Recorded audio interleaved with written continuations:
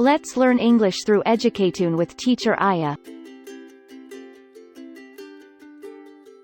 Let's discuss about the strategies for effective interpersonal communication.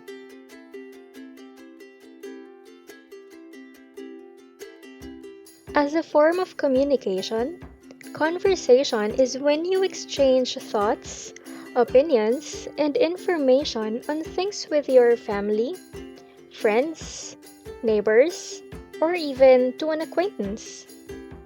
Properly expressing your thoughts and opinions, whether it is verbal or non-verbal, requires the art of speaking.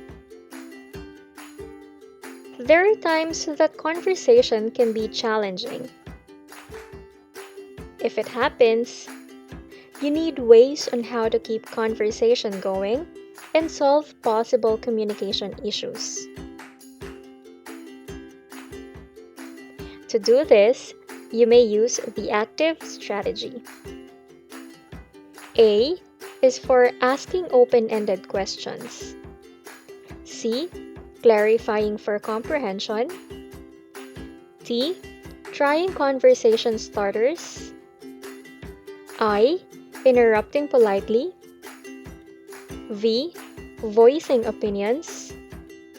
And E, expressing with keepers. In asking open-ended questions, good questions are open-ended, requiring more than a simple yes or no answer. Example: what is your best travel experience?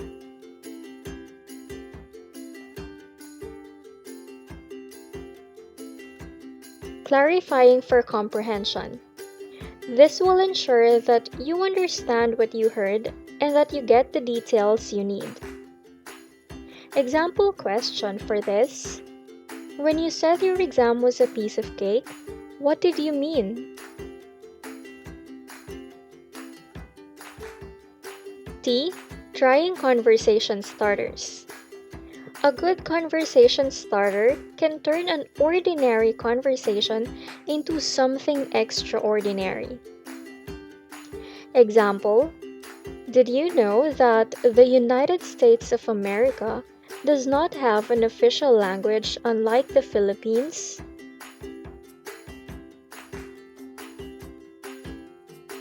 With the proper timing, use a polite introduction to your interruption. Example: excuse me, can I ask something?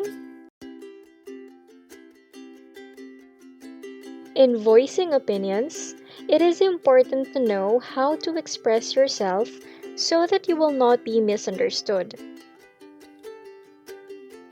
Example: I agree. People should not be complacent despite reopening of leisure businesses in areas under General Community Quarantine, or GCQ.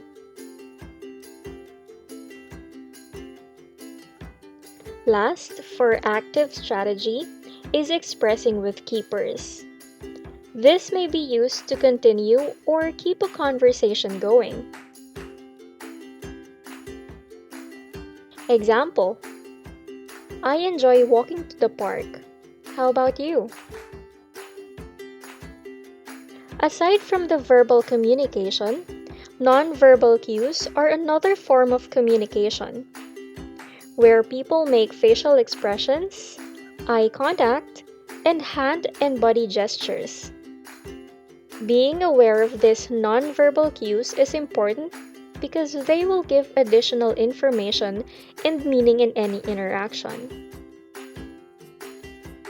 In facial expressions, your brows, mouth, eyes, and facial muscles can be effective in communicating emotions and information. Smiling and frowning are some of the facial expressions that can add meaning to your statement. Eye contact is also important. Using eye contact shows that you're attentive and interested in what the person is saying. Remember, Looking at your phone while conversing conveys disinterest and disrespect. Gestures or body movements, especially hand and head, express emotions and messages. Nodding or giving a thumbs up means yes or approval. In situations like calls or telephone conversations, these nonverbal cues will not be present.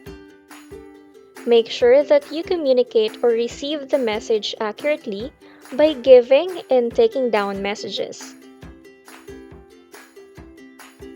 When giving a message, you have to state all information briefly and remember to thank the person you are talking to. When taking down a message, listen carefully, write down the details accurately, thank the person on the other line, and convey the message accurately to the person concerned orally or by writing a note. Indeed, communication is needed in forming connections and building relationships. You can interact effectively using the appropriate conversation strategies and nonverbal cues.